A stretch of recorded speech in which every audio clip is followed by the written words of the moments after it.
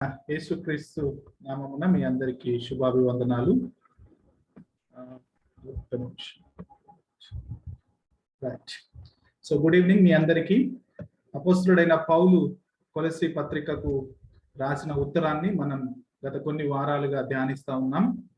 ఇప్పుడు 1వ అధ్యాయం 13 వచనాలు మనం ఫినిష్ చేశాం. సో తదుపరి వాక్యాలకు మనం వెళ్దాం. దాని తర్వాత ఈరోజు చెప్పబోయే అంశాలు చాలా చాలా ప్రాముఖ్యమని గత వారం కూడా నేను మీతో పంచుకోవడం జరిగింది. ఈ 15 నుంచి 23 వచనాలు, 1వ అధ్యాయం 15 నుంచి 23 వచనాలు చాలా ప్రాముఖ్యమైన వచనాలు. కొలస్సీ పత్రికకు ఒక గుండెకాయ లాంటిది అని మనం ఇంతకు ముందు కూడా చెప్పుకున్నాం. సో ఎపఫ్రా ఎస్టాబ్లిష్ చేసిన కొలస్సీ సంఘమునకు ఆ సంఘంలో ఉన్న కొన్ని సంగతులను డీల్ చేస్తూ అపోస్తలుడైన పౌలు రోమా కారాగారం నుంచి ఉత్తరం రాశాడు.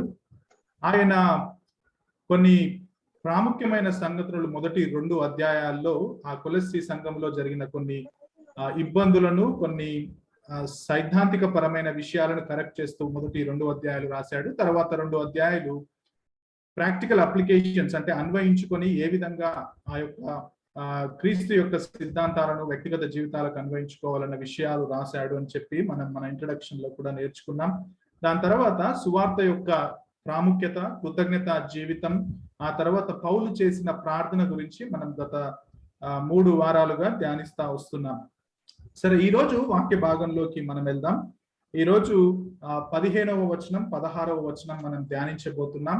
జాగ్రత్తగా మీరు వినాలి, ఎందుకంటే నేను అంటున్నాను కదా, ఇది గుండెకాయ లాంటిది. ఈ యొక్క కొలస్సీ పత్రికకు ఇది చాలా చాలా important passage. Not only Colossians but క్రైస్తవ ఫెయిత్ కి, అంటే క్రైస్తవ విశ్వాసానికి ఇప్పుడు మనం ధ్యానం చేయబోయే అంశాలు చాలా చాలా ప్రాముఖ్యమైనవి. కాబట్టి నేను నేర్చుకుంటూ మీతో కూడా కలిసి మళ్ళీ నేర్చుకోవడానికి ప్రభు ఇచ్చిన అవకాశాన్ని బట్టి ప్రభువుకు థ్యాంక్స్ చెప్తూ మీరు కూడా జాగ్రత్తగా ఈ మాటల్ని ధ్యానించాలని ప్రభు పేరిట వేడుకుంటున్నాను. 15వ వచనం 16వ వచనం నేను చదువుతాను. మీ బైబిల్లో మీరు కూడా తీసి అవసరమైతే నాతో పాటు కూడా చదవండి, చాలా మంచిది. 14వ వచనం నుంచి చదువుతాను. 14వ వచనం నేను చివరిలో వస్తాను, కానీ 14, 15, 16 3 వచనాలు మనం మీరు చదువుకుందాం. ఆయన మనల్ని అంధకార సంబంధమైన అధికారంలో నుండి విడుదల చేసి తాను ప్రేమించిన తన కుమారుని యొక్క రాజ్య నివాసులనుగా చేసెను. ఆ కుమారుని యందు మనకు విమోచనము అనగా పాప క్షమాపణ కలుగుచున్నది. ఆయన అదృశ్య దేవుని స్వరూపి అయి సర్వ సృష్టికి ఆది సంభూతుడై ఉన్నాడు. ఏలైనగా ఆకాశమందున్నవియు భూమి అందున్నవియు దృశ్యమైనవి గాని అదృశ్యమైనవి గాని అవి సింహాసనములైనను ప్రభుత్వములైనను ప్రధానులైనను అధికారములైనను సర్వమును ఆయన యందు సృజింపబడెను. సర్వమును ఆయన ద్వారాను ఆయనను బట్టియు సృజింపబడెను. ఆయన అన్నింటికంటే ముందుగా ఉన్నవాడు, ఆయనే సమస్తమునకు ఆధారభూతుడు. చాలా చాలా ప్రాముఖ్యమైన గంభీరమైన మాటలు ఇక్కడ పౌలు కొలస్సీ సంఘానికి రాస్తున్నట్టుగా మనం చూస్తాం. సో ఈ యొక్క కొలస్సీ సంఘానికి పౌలు రాసిన ఈ పత్రిక యొక్క సంపూర్ణంగా కనుక మనం క్రోడీకరించి ఒక టైటిల్ దీనికి పెడితే, గత వారాల్లో కూడా మనం ధ్యానించుకున్నాం, ఆ పేరు మనం చెప్పుకున్నాం. దానికి క్రీస్తు ఆధిపత్యం, ప్రీ ఎమినెన్స్ ఆఫ్ క్రైస్ట్ అన్న విషయాన్ని మనం ఇంతకు ముందు కూడా డిస్కస్ చేశాం. అయితే ఆ క్రీస్తు ఆధిపత్యం అన్న మాటకు లోతైన వివరణ లేకపోతే లోతైన అర్థాన్ని ఈరోజు మనం ఈ యొక్క వచన భాగాల్లో ధ్యానించడానికి మనం ముందుకెళ్తా ఉన్నాం. ఒక మాట మీరు ప్రాముఖ్యంగా గమనించాలి. మన జీవితాలు అవి వ్యక్తమైనవి కావచ్చు, వ్యక్తిగతమైనవి కావచ్చు, కుటుంబపరమైనవి కావచ్చు, పరిచర్య సంబంధమైనవి కావచ్చు, లేకపోతే మనం బయట పని చేసే మన పనికి సంబంధించినవన్నీ కావచ్చు. ఇవన్నీ కూడా దేని మీద ఆధారపడి ఉంటాయంటే ఒక్క వ్యక్తి మీద ఆధారపడి ఉంటాయి. ఆ వ్యక్తిని మన జీవితాల్లో వాక్యానుసారంగా ఏ విధంగా అర్థం చేసుకుంటున్నాం, ఆ వ్యక్తి యొక్క సంపూర్ణతను బట్టి ఏ విధంగా మన జీవితాలను మన వ్యక్తిగత జీవితాల్లో పరిచయ జీవితాల్లో అన్వయించుకుంటున్నామన్న దాని మీదనే అది ఆధారపడి ఉంటుంది. ఆ వ్యక్తి మనందరికీ తెలుసు, ప్రభువైన యేసుక్రీస్తు. ప్రభువైన యేసుక్రీస్తును ఏ విధంగా మనం తెలుసుకున్నాం, ఏ విధంగా తెలుసుకుంటున్నాం, ఇంకా ఏ విధంగా తెలుసుకోవాలా అనే ప్రయాణాన్ని బట్టే మన జీవితంలో మన క్రైస్తవ జీవితం ఫలభరితంగా ఉండబోతుందా లేకపోతే ఫలహీనంగా ఉండబోతుందా ఒక అంచనా మనం వేయగలం. క్రీస్తును ఒక ఇంటలెక్చువల్ అంటే జ్ఞానయుక్తంగా తెలుసుకోవడం అనేది ఒక ఎంటిటీ. ఆ విధంగా తెలుసుకునే వాళ్ళు చాలా మంది ఉంటారు. కానీ క్రీస్తును హృదయానుసారంగా తెలుసుకొని ఇంకా తెలుసుకుంటూ ఆయనలో ఎదిగే ఆ విధానంలో, ఆ ప్రయాణంలోనే మన క్రైస్తవ జీవితం ఆధారపడి ఉంటుంది. అందుకే ఒక ఆయన అంటాడు, మన క్రైస్తవ జీవితం మనం తెలుసుకున్న జ్ఞానం మీద ఆధారపడి ఉండదు, కానీ ఆ జ్ఞానానికి మూలమైన ఒక వ్యక్తిని ఏ విధంగా తెలుసుకుంటున్నామో దాని మీద ఆధారపడి ఉంటుంది అని అంటాడు. ఎందుకంటే మనం యేసుక్రీస్తును వ్యక్తిగతంగా ఎరగకుండా యేసుక్రీస్తు గురించి తెలుసుకునే అవకాశం చాలా ఉంటుంది. యేసుక్రీస్తు గురించి మనకు తెలియకపోవచ్చు, కానీ యేసుక్రీస్తుకు సంబంధించిన జ్ఞానం మాత్రం తెలుసుకునే అవకాశం ఉంటుంది. అందుకే it is better to not just to know God but to experience God అని అంటాడు. అందుకే యేసుక్రీస్తును ఏ విధంగా అనుభవపూర్వకంగా తెలుసుకుని వ్యక్తిగత జీవితంలో అన్వయించుకుంటామో దాన్ని బేసిస్ చేసుకునే మన క్రైస్తవ జీవితం ఫలభరితంగా ఉందా, ఫలహీనంగా ఉందా అనేది కూడా ఒక అంచనా వేయవచ్చు అని చెప్పి చాలా మంది బైబిల్ పండితులు చెబుతారు. యేసు ప్రభువును బట్టి, యేసు క్రీస్తును బట్టి మనం ఏ విధంగా ఆయనను మన వ్యక్తిగత జీవితంలో అన్వయించుకుంటున్నాం, ఏ విధంగా ఆయనను తెలుసుకుంటున్నాం అన్న విషయం చాలా చాలా ప్రాముఖ్యం. అందుకే ఈ రోజు ఆ యొక్క కొలొస్సీ పత్రికకు లేకపోతే క్రైస్తవ విశ్వాసానికి మూలమైన ఆ వ్యక్తిని మనం ధ్యానించబోతున్నాం. ఆ వ్యక్తి యొక్క గుణలక్షణాలను మనం ధ్యానించబోతున్నాం. ఆ వ్యక్తి యొక్క అత్యున్నతమైన లక్షణాల్లోని డీపర్ మీనింగ్ ని మనం టచ్ చేయబోతున్నాం. మనం ఎంత దగ్గరగా వెళ్ళి ఆయనను తెలుసుకుంటే అంత ఎక్కువగా ఆయనను ఆరాధించగలం. కాబట్టి మన క్రైస్తవ జీవితంలో చచ్చిపోయేంత వరకు మన ముందున్న ఒకే ఒక్క ఫోకస్ ఏమై ఉండాలంటే, నా కొరకు ఈ లోకానికి వచ్చి నా కొరకు ప్రాణం పెట్టిన యేసుక్రీస్తును తెలుసుకోవడమే నా జీవిత పరమావధి అన్నట్టుగా మనం బ్రతకాలి. యేసు ప్రభువును తెలుసుకోవడమే, యేసు ప్రభు యొక్క మార్గాల్లో మనం నడవడమే మన జీవిత పరమావధి, లేకపోతే మన జీవిత ఉద్దేశం అని నేను నా ప్రారంభ పలుకుల్లో ఈ యొక్క మాటలు చెప్పాలని ఇష్టపడుతున్నాను. ఎందుకు ఈ మాటలు చెప్తున్నానంటే, ఇవే మాటలు అప్లికేషన్ లో మనం ఇప్పుడు ధ్యానం చేయబోయే విషయాలను బట్టి నేను అక్కడికి మిమ్మల్ని యాంకర్ అంటే ఈ యాంకర్ వేసి మిమ్మల్ని అక్కడి వరకు తీసుకెళ్లే ప్రయత్నం నేను చేస్తాను. యేసు ప్రభువుని ఏ విధంగా యేసు ప్రభువుని ఏ విధంగా నేను అర్థం చేసుకుంటామో దాని మీదనే మన క్రైస్తవ జీవితాలు నిలబడతాయి అని మనం చాలా చాలా ముఖ్యంగా తెలుసుకోవాల్సిన అవసరం ఉంది అని చెప్పే ప్రయత్నం నేను చేస్తున్నాను. అయితే పౌలు ఈ 1వ అధ్యాయంలో కృతజ్ఞతా జీవితం గురించి, సువార్త సత్యం గురించి చెప్పిన తర్వాత, ప్రార్థన చేసిన తర్వాత ప్రభువును ఆయన తీసుకుని వచ్చి ప్రభు గురించి గొప్ప సంగతులు ఇక్కడ బోధిస్తున్నాడు.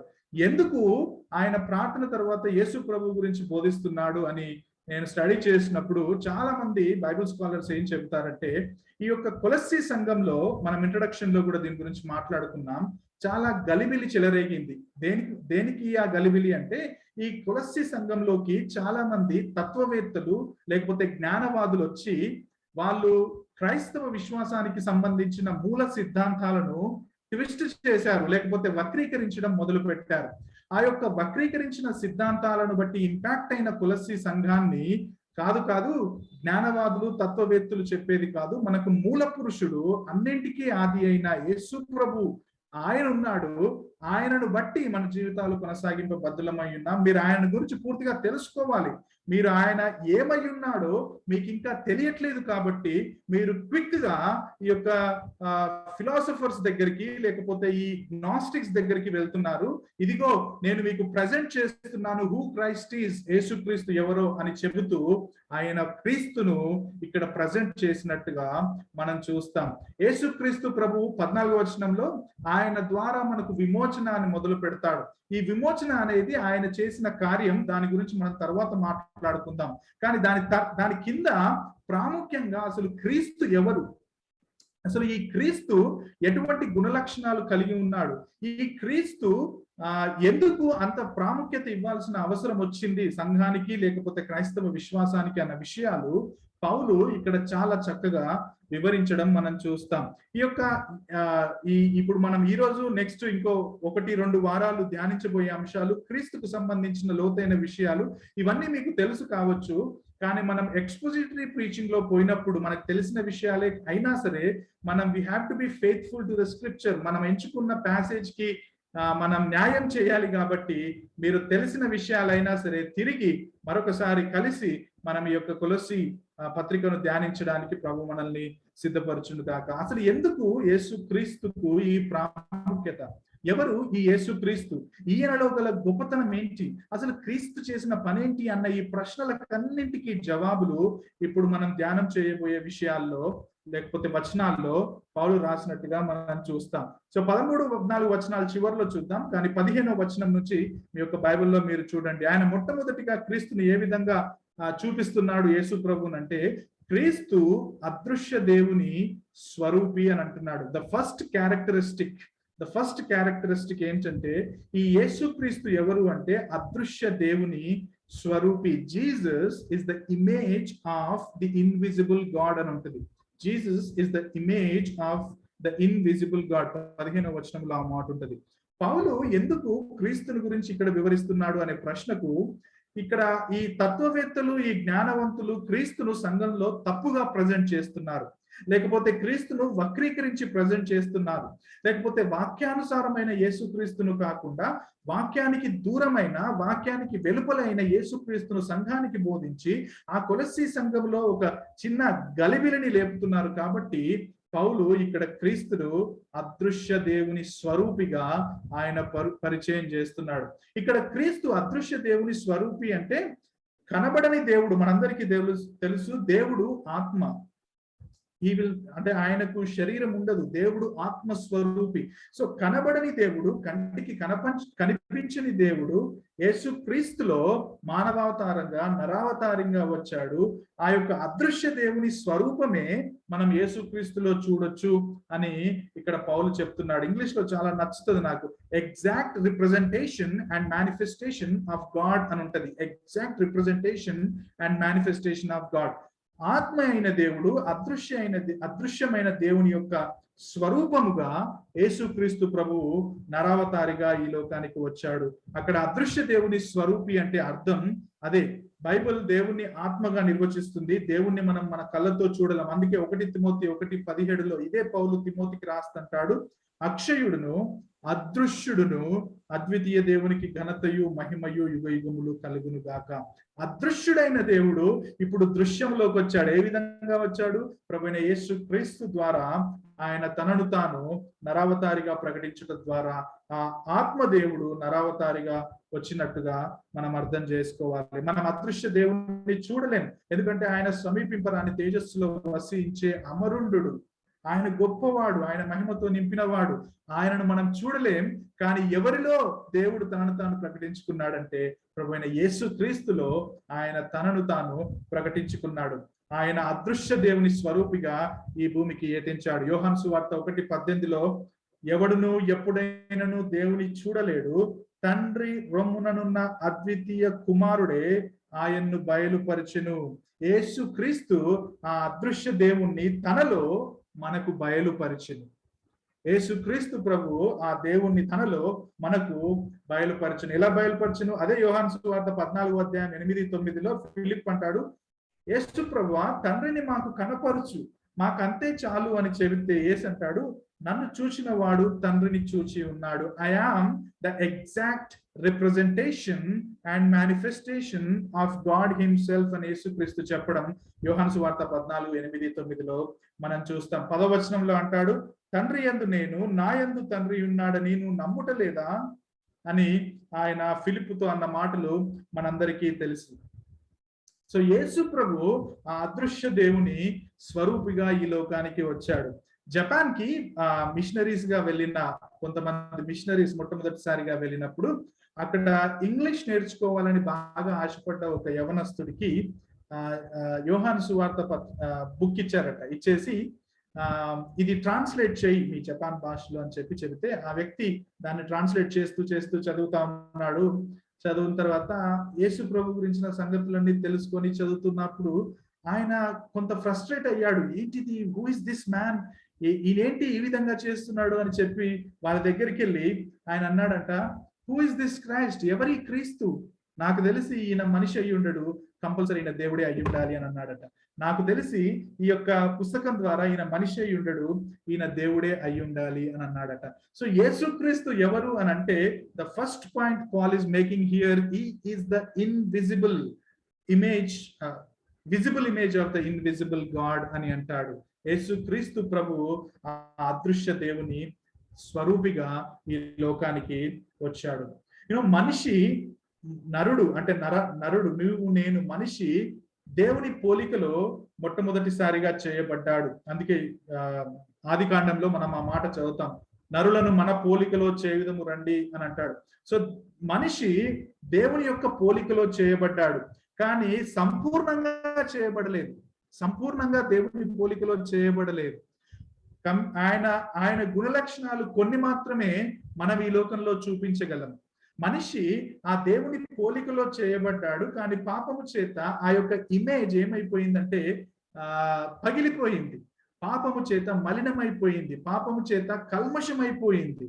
కానీ యేసు ప్రభు ఏ పాపము చేయలేని దేవుడు, ఆయన దేవుని యొక్క స్వరూపాన్ని సంపూర్ణంగా, మనిషిలాగా కాకుండా సంపూర్ణంగా ఆ యొక్క దేవునిని తను ఈ లోకానికి వచ్చినప్పుడు రిప్రజెంట్ చేశాడు. అందుకే యేసు ప్రభు ఇక్కడికి వచ్చినప్పుడు ఆయన 100% మ్యాన్ అండ్ ఆల్సో 100% గాడ్ అని మనం సిద్ధాంతపరంగా చెబుతాం. ఆయన 100% దేవుడు, ఆయన 100% మనిషి అని మనం చెబుతాం. సో దేవుని గుణ లక్షణాలను మనం కొంతవరకే ప్రతిబింబిస్తాం, కానీ యేసు ప్రభు ఈ లోకానికి వచ్చినప్పుడు 100% ఆయన దేవుడిగా, అదృశ్య దేవుని స్వరూపిగా 100% ఆ గుణ లక్షణాలను ప్రతిబింబించుటకు ఆయన ఇక్కడికి సంపూర్తిగా దేవుడై ఉండి దేవుని స్వరూపిగా ఈ లోకానికి వచ్చాడు.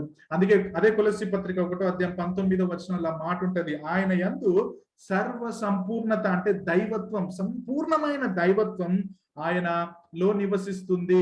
ఆయన త్రిత్వములో రెండవ వ్యక్తి, ఆయన త్రియేక దేవుడిలో రెండవ వ్యక్తి అని మనందరికీ తెలిసే. సో ఆ త్రియేక దేవుడు ఈ లోకానికి నరావతారిగా ఆ ఎగ్జాక్ట్ రిప్రజెంటేషన్ ఆయన దేవుణ్ణి చూపించడానికి ఈ లోకానికి వచ్చాడు అన్నది మొట్టమొదటి మాటగా పౌలు ఇక్కడ చెబుతాడు. నేను ఎందుకు ముందు ఎక్స్పోజిషన్ ఇస్తున్నానంటే, ఈ గ్నాస్టిక్స్, ఈ జ్ఞానవాదులు, ఈ తత్వవాదులు వీళ్ళు యేసు ప్రభువును ఒక దేవునిగా ప్రజెంట్ చేయలేదు. ఎందుకు చేయలేదో నేను తర్వాత అప్లికేషన్ లో మాట చెప్తా. కానీ పౌలు చెప్పిన మాట ఏంటంటే, ఆయన అదృశ్య దేవుని స్వరూపి, ఆయన దేవుడు అని చెప్పినట్టుగా మనం చూస్తాం. అది మొట్టమొదటి మాట యేసు ప్రభువుకు సంబంధించి. రెండవ మాట ఏం చెప్తాడంటే, క్రీస్తు సర్వ సృష్టికి ఆది సంభూతుడు. క్రీస్తు సర్వ సృష్టికి ఆది సంభూతుడు. 1:15 ఆ మాట ఉంటది. ఈ యొక్క కొలస్సీ సంఘంలో ఈ జ్ఞానవాదులు, ఈ తత్వవాదులు ఏమనుకున్నారంటే, క్రీస్తు ముఖ్యమే, it is important, he is important, ఆయన ముఖ్యమే, కానీ క్రీస్తు అత్యున్నతమైన వ్యక్తి కాదు, క్రీస్తు ఉన్నతమైన వ్యక్తి కాదు అనే ఈ బోధ ఆ కొలస్సీ సంఘంలో చెలరేగింది. కానీ పౌలు ఏమంటున్నాడు అంటే, క్రీస్తును ఆది సంభూతుడు. యాక్చువల్లీ ఆది సంభూతుడు అన్న మాట ఇంగ్లీష్ లో ఏమని ఉంటది అంటే ఫస్ట్ బార్న్ అని ఉంటది. ఫస్ట్ బార్న్ అంటే మనకేం అర్థమవుతుంది అంటే మొట్టమొదటిగా పుట్టినవాడు, లేకపోతే మొట్టమొదటిగా సృష్టించబడ్డవాడు అన్న అర్థం వస్తుంది. కానీ ఆది సంభూతుడు అంటే మొట్టమొదటిగా పుట్టినవాడు, లేకపోతే మొట్టమొదటిగా చేయబడిన వాడు అని అర్థం కాదు, కానీ ఆ పొజిషన్ లో మొట్టమొదటి వాడని. ఫస్ట్ బార్న్ అంటే it applies to the position and rank, but not the birth order అని అంటారు. అంటే పుట్టిన 1, 2, 3 అట్లా పుట్టిన వాళ్ళలో పెద్దోడు కాబట్టి ఫస్ట్ బార్న్ అనడానికి అప్పట్లో ఆ విధంగా అనేవాళ్ళు కారట. సో ఫస్ట్ బార్న్ అంటే పొజిషన్ కి సంబంధించిందే, కానీ అది బర్త్ ఆర్డర్ కి సంబంధించింది కాదు అని చాలా మంది బైబిల్ స్కాలర్స్ చెప్తాడు. ఇక్కడ యేసు ప్రభు ఆది సంభూతుడు అంటే మొట్టమొదటిగా సృష్టించబడ్డ వ్యక్తి కాదు. యెహోవా సాక్షులు మీ అందరికీ తెలుసు, యెహోవాస్ విట్నెసెస్ వాళ్ళ ఒక కల్ట్ గ్రూప్, వాళ్ళకి ఇది చాలా ఫేవరెట్ స్క్రిప్చర్. ఈ వచనాన్ని తీసుకొని ఇదిగో ఆయన ఆది సంభూతుడు అంటే యేసు ప్రభు మొట్టమొదటిసారి దేవుడి చేత సృష్టించబడ్డ వ్యక్తి అని చెప్పి వాళ్ళు వాక్యాన్ని వక్రీకరిస్తారు. ఆది సంభూతుడు అంటే అర్థం ఏంటంటే ఫస్ట్ పుట్టిన వ్యక్తి అని కాదు, కానీ ఫస్ట్ ఇన్ పొజిషన్ లేకపోతే ఫస్ట్ ఇన్ ర్యాంక్ అని అర్థం అని మనం అర్థం చేసుకోవాలి. అన్ని విషయాలలో ముఖ్యంగా అత్యున్నత స్థానం లో గలవాడు అని అర్థం. అన్ని విషయాలలో అత్యున్నత స్థానం గలవాడు అని అర్థం. అర్థమవుతుంది కదా నా మాటలు. ఆది సంభూతుడు అంటే అర్థం ఏంటంటే మొట్టమొదటిగా చేయబడ్డవాడు, మొట్టమొదటిగా సృష్టించబడ్డవాడు కాదు, కానీ అన్నింటిలో అత్యున్నత స్థానానికి చెందిన వాడు అని అర్థం అని మనం అర్థం చేసుకోవాలి. మీకు 2 ఎగ్జాంపుల్స్ కూడా నేను చెప్పే ప్రయత్నం చేస్తాను. ఇర్మియా గ్రంథం 31:9 ఇజ్రాయేలుకు నేను తండ్రిని కానా, ఎఫ్రాయిము నా జ్యేష్ఠ కుమారుడు కాడా అని అంటాడు. ఇక్కడ జ్యేష్ఠ కుమారుడు అన్న మాటకు ఫస్ట్ బార్న్, ఇంగ్లీష్ లో మనం ఆది సంభూతుడు అన్న మాట ఏదైతే వాడుతున్నామో ఆ ఫస్ట్ బార్న్ అన్న మాట వాడారనమాట. ఇక్కడ జ్యేష్ఠ కుమారుడు అని ఇర్మియాలో ఆ మాట అన్నప్పుడు అసలు యాక్చువల్లీ జ్యేష్ఠ కుమారుడు ఎవరు? ఎఫ్రాయిం కాదు, మనష్షే. కానీ ఇక్కడ ఏమంటున్నాడు? ఎఫ్రాయిము నా జ్యేష్ఠ కుమారుడు కాదా అని అంటున్నాడు. యాక్చువల్లీ ఒకవేళ బర్త్ ఆర్డర్ ప్రకారం తీసుకుంటే అక్కడ మనష్షే జ్యేష్ఠ కుమారుడు, కానీ ఎఫ్రాయిము నా జ్యేష్ఠ కుమారుడు కాదా అంటున్నాడు. So is not talking about birth order, but is talking about position అన్న మాట మీకు అర్థం చేయాలని ఆ మాట నేను చెప్పాను. అదేవిధంగా కీర్తన 89:27 కావున దావీదు గురించి మాట్లాడుతూ, కావున నేను అతని నా జ్యేష్ఠ కుమారునిగా చేయుదును, నేను అతన్ని నా జ్యేష్ఠ కుమారునిగా చేయుదునని 20వ వచనం చూస్తే మీకు తెలుస్తుంది. దావీదు గురించి మాట్లాడుతూ ఆ మాటలు ఉంటాయి. భూరాజుల్లో అత్యున్నతినిగా అతన్ని ఉంచెదను. కానీ దావీదు తన తండ్రి అయిన జెస్సీకి జ్యేష్ఠ కుమారుడు కాదు, ఆయన అందరికంటే చిన్నవాడు. So he is not talking about the birth order, ఆయన పుట్టుకలో వచ్చిన ర్యాంక్ గురించి మాట్లాడతలేదు, కానీ పొజిషన్ గురించి మాట్లాడుతున్నది అని మనం అర్థం చేసుకోవాలి. లీగన్ డంకన్ అనే పాస్టర్ గారు ఆయన ఏమంటారంటే, ఇక్కడ అంటే ఈ వచన భాగంలో ఆది సంభూతుడు అని చెప్పే వచన భాగాన్ని ఆయన ఎక్స్ప్లెయిన్ చేస్తూ లీగన్ డంకన్ గారు ఏమంటారంటే, ఇక్కడ పౌలు క్రీస్తు యొక్క అత్యున్నత స్థానం గురించే కానీ ఆయన మొట్టమొదటిగా సృష్టించబడ్డ వ్యక్తి అని పౌలు ప్రస్తావించట్లేదు అని చెబుతున్నాడు. ఇక్కడ పౌలు క్రీస్తు యొక్క అత్యున్నత స్థానం గురించే మాట్లాడుతున్నాడు, కానీ ఆయన మొట్టమొదటిగా సృష్టించబడ్డ వ్యక్తి అని పౌలు ప్రస్తావించట్లేదు అని లీగన్ డంకన్ గారు మరియు చాలా మంది బైబిల్ పండితులు కూడా దాన్ని చెబుతారు. అది 16-17 వచనాల్లో, ఇప్పుడు మనం 15వ వచనంలో ఉన్నాము. ఆ మాటకి ఇంకా వివరణ, ఇంకా డీటెయిల్ గా అక్కడ 16-17లో మనం లోపల్లోకి వెళ్ళి దాని అర్థం కూడా మనం తెలుసుకుంటాం. ఆయన ద్వారా, ఆయన్ను బట్టి, ఆయనకే సమస్తానికి ఆది సంభూతుడు, ఆయనే సమస్తానికి ఆధారం అని చెబుతూ కూడా 16-17లో దాని గూర్చిన సంపూర్ణమైన వివరణ ఉంటది. అయితే 18వ వచనంలో మీరు కిందికి వస్తే 18వ వచనంలో కూడా తిరిగి ఆయన ఆది అయి ఉండి మృతులలో నుండి లేచుటలో ఆది సంభూతుడు ఆయన, first born among who got resurrected from dead అని అక్కడ మళ్ళీ ఆ మాట మాట్లాడతాడు. ఒకవేళ ఇక్కడ ఆది సంభూతుడు అనే పదానికి మొదటిగా లేచిన వ్యక్తి అని అన్వయిస్తే ఏమవుతుందంటే క్రీస్తు మృతుల్లో నుండి లేచిన మొట్టమొదటి వ్యక్తి అని అర్థం వస్తుంది. కానీ క్రీస్తు ఆ విధంగా లేచిన మొదటి వ్యక్తి కాదు. మనందరికీ తెలుసు, the resurrection of Jesus Christ is different from the resurrection of other people. ఇప్పుడు లాజరస్ కూడా ఆయన మరణం నుండి తిరిగి లేచాడు, కానీ తిరిగి చనిపోయాడు ఆయన. కానీ యేసు ప్రభు తిరిగి లేచాడు, ఆయనకు తిరిగి మరణం లేదు. సో అక్కడ పదానికి గురించి మాత్రమే నేను మీకు వివరణ ఇచ్చే ప్రయత్నం చేస్తున్నాను. అసలు మొత్తానికి పాయింట్ ఏంటంటే క్రీస్తు సర్వ సృష్టికి, ఆయన సృష్టించిన సర్వ సృష్టిపై అత్యున్నతుడు, అత్యున్నత స్థానం గలవాడు అని మనం అర్థం చేసుకోవాలి. యేసు క్రీస్తు ప్రభువు ఆయన అదృశ్య దేవుని స్వరూపిగా ఆయన వచ్చాడు. He is the exact representation of God. He is exact manifestation of God. అంతే కాకుండా ఆయన ఈ యొక్క సృష్టి మీద అత్యున్నతమైన స్థానం గలవాడు. ఆయన గొప్పవాడు. ఆ దేవుడు, ఆ త్రిత్వంలో 2వ వ్యక్తి అయిన దేవుడు అత్యున్నతుడు, ఆది సంభూతుడు అన్న మాట ఇక్కడ పౌలు చెప్పినట్టుగా చూస్తాం. అందుకే యోహాను సువార్త 8:58 మీ అందరికీ తెలుసని నేను అనుకుంటున్నాను. ఆయన అంటాడు, అబ్రహాము పుట్టక మునిపే నేనున్నానంటాడు. It is the pre existence of Christ. అంటే సృష్టి అంతటిని సృష్టించక ముందే నేనున్నాను అని చెప్పి ఆ మాట అక్కడ వాడడం మనందరికీ తెలిసిందే. సో పౌలు ఇక్కడ అదృశ్య దేవుని స్వరూపిగా క్రీస్తును పరిచయం చేసిన తర్వాత క్రీస్తును సర్వ సృష్టికి ఆది సంభూతుడిగా ఆయన కొలస్సీ సంఘానికి పరిచయం చేస్తున్నాడు. మూడవ విషయం ఆయన అదృశ్య దేవుని స్వరూపి, ఆయన ఆది సంభూతుడు. అతి ప్రాముఖ్యంగా 16వ వచనంలో క్రీస్తును కంప్లీట్ గా సృష్టికర్తగా ప్రజెంట్ చేస్తాడు. ఆయన స్వరూపి, ఆయన వచ్చాడు ఈ లోకానికి. ఆయన అత్యున్నతమైన స్థానం గలవాడు. ఆయన ఎవరు అనంటే ఆయన ఈ సమస్త సృష్టిని సృష్టించిన సృష్టికర్తగా ఇక్కడ పౌలు పరిచయం చేస్తాడు. 16వ వచనం, ఆకాశమందున్నవి, భూమి అందున్నవి, దృశ్యమైనవి, అదృశ్యమైనవి, అవి సింహాసనాలైనా, ప్రభుత్వాలైనా, ప్రధానులైనా, అధికారాలైనా సర్వమును ఆయన యందు, ఆయన ద్వారా, ఆయన్ను బట్టి సృజించబడెను. This is very very important words అండి. చాలా చాలా ప్రాముఖ్యమైన, ఒక రకంగా మనందరి జీవితాల్లో చచ్చిపోయేంత వరకు గుర్తుంచుకోవాల్సిన ఒక వచనం 1వ అధ్యాయం కొలస్సీ పత్రిక 16వ వచనం. సర్వమును ఆయన యందు, ఆయన ద్వారా, ఆయన బట్టి సృజింపబడను. అవి ఆకాశమందున్నవైనా, భూమి అందున్నా, ప్రభుత్వాలైనా, అధికారాలైనా, ఇంకా వేరే ఏవైనా పెట్టండి, మీరు ఏవైనా పెట్టండి ఆ లిస్ట్ లో. అన్ని ఆయన యందు, ఆయన ద్వారా, ఆయన్ను బట్టి సృజింపబడను. There ends the matter. There is no other discussion.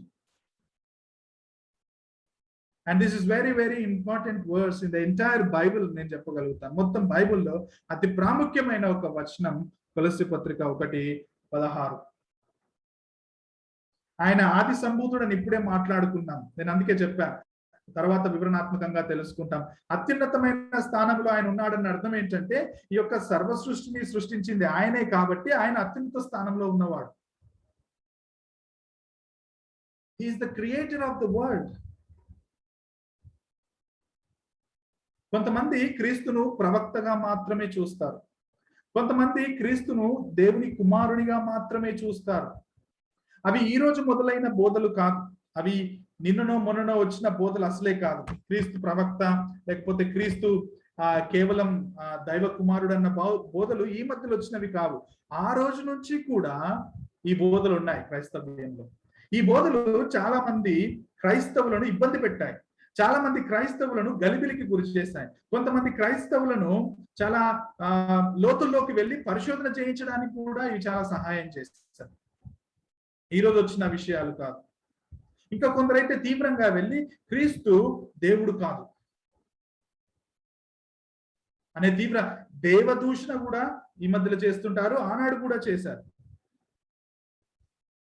కానీ క్రీస్తును పౌలు ఇక్కడ సృష్టికర్తగా పరిచయం చేస్తున్నాడు. క్రీస్తును సృష్టికర్తగా పరిచయం చేయడం అంటే క్రీస్తును దేవునిగా పరిచయం చేయడమే. ఎందుకంటే సృష్టికర్త కాని వ్యక్తి దేవుడు కాడు. ఒకవేళ నువ్వు దేవుడు అయితే సృష్టికర్త కావాల్సిందే. నా మాటలు అర్థమవుతున్నాయి అనుకుంటా. దేవుణ్ణి సృష్టికర్తగా పౌలు ప్రజెంట్ చేసినప్పుడు ఆయన అంటున్న ప్రాముఖ్యమైన ఉద్దేశం ఏంటంటే ఆయన నిత్య స్వరూపి క్రీస్తు నరావతారిగా వచ్చాడు. ఆయన అన్నింటికంటే అత్యున్నతమైన స్థానంలో ఉన్నాడు. కానీ ఆయన ఎవరు అని అంటే ఆయన దేవుడు. He is God himself.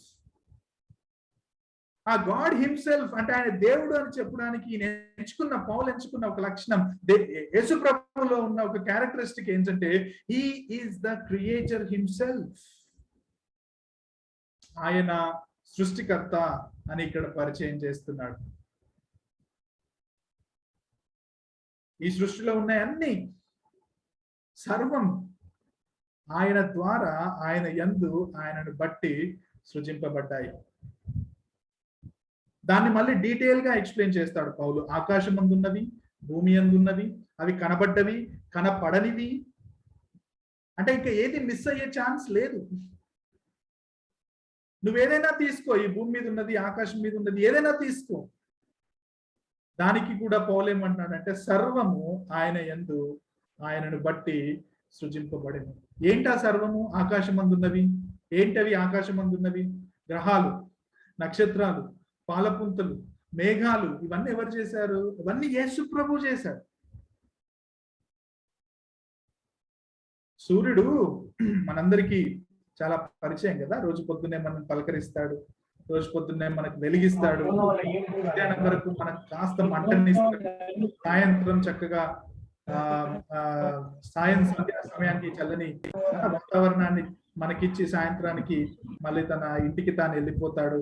ఆయన వెళ్ళగానే మళ్ళీ చంద్రుడు మన దగ్గరికి వస్తాడు, పలకరిస్తాడు. ఆ తర్వాత చుక్కలు వస్తాయి, మనం ఎంజాయ్ చేస్తాం. కానీ వాటిని సృష్టించింది ఎవరు?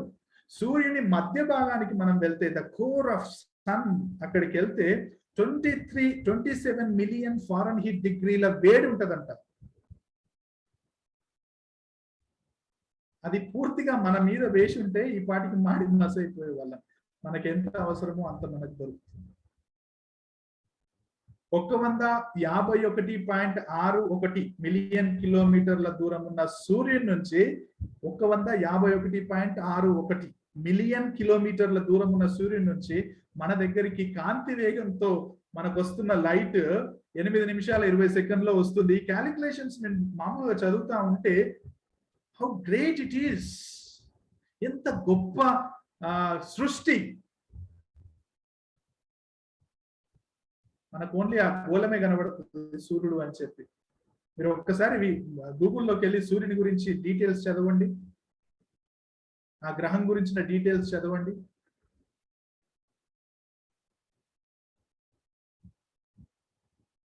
చంద్రుడు చాలా చల్లగా కనబడతాడు మనకు.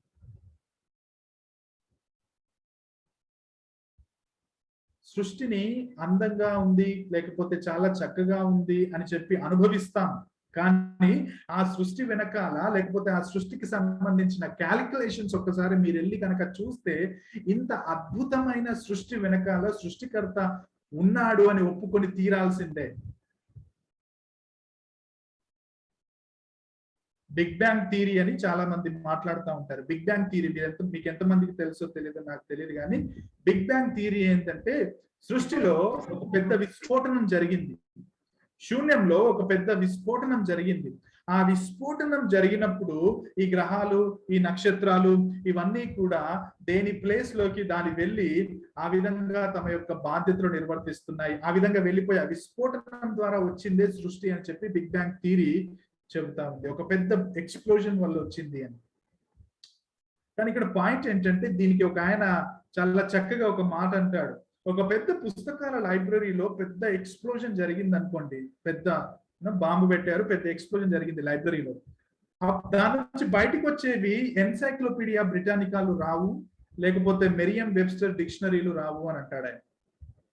మీకు ఆ ఇలస్ట్రేషన్ అర్థమైందో లేదో నాకు తెలియదు, కానీ అంటే ఆయన పాయింట్ ఏంటంటే, లైబ్రరీలో అన్ని పుస్తకాల మధ్యలో ఎప్పుడైతే విస్ఫోటనం జరిగితే, ఎన్సైక్లోపీడియా బ్రిటానికా అంటే ఒక సిస్టమాటిక్ గా వర్డ్ స్టడీని లేకపోతే మీనింగ్స్ ని మనం ఓపెన్ చేసినప్పుడు వాటికి సంబంధించిన వివరాలను ఇచ్చే ఒక కంప్లీట్ పుస్తకాన్ని ఎన్సైక్లోపీడియా బ్రిటానికా అంటాం. లేకపోతే వెబ్స్టర్ డిక్షనరీ, మనం అందులోకి వెళ్తే సినానిమ్స్ ఏంటి, ఆంటోనిమ్స్ ఏంటి, వ్యతిరేక పదాలు ఏంటి అనేవి ఒక సిస్టమాటిక్ గా కంపైల్ చేసిన బుక్స్ అవి.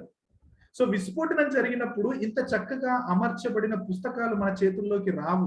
అలానే విశ్వంలో ఇంత పెద్ద విస్ఫోటనం జరిపినప్పుడు ఇంత చక్కగా అరమరిచిన గ్రహాలు, నక్షత్రాలు, ఇంత దూరంలో ఇది ఉండాలి, లేకపోతే భూమి మీద ఇది పండాలంటే, లేకపోతే భూమి మీద ప్రజలందరూ నాశనం కావద్దంటే ఇంత దూరంలో ఉండాలని వాటంతటా అవే ఆ విధంగా వెళ్ళి ఒక దగ్గర కూర్చోవు అని అంటాడనమాట ఆయన.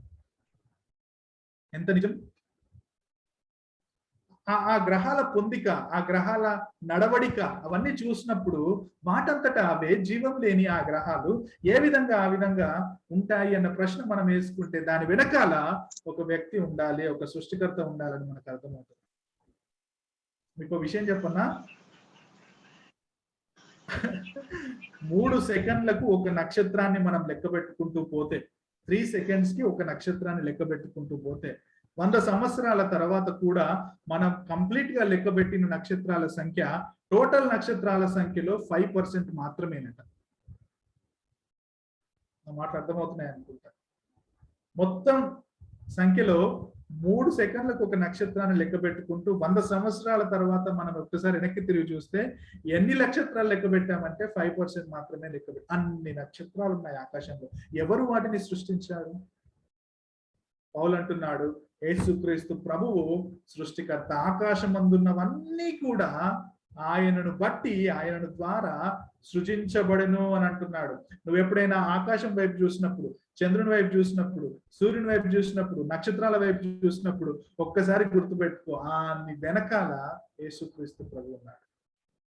దాన్ని సృష్టించిన సృష్టికర్త ఉన్నాడు. ఆ సృష్టికర్తను ప్రతిబింబిస్తున్నాయి అవి. When you see the star, you see Jesus behind him, behind the star.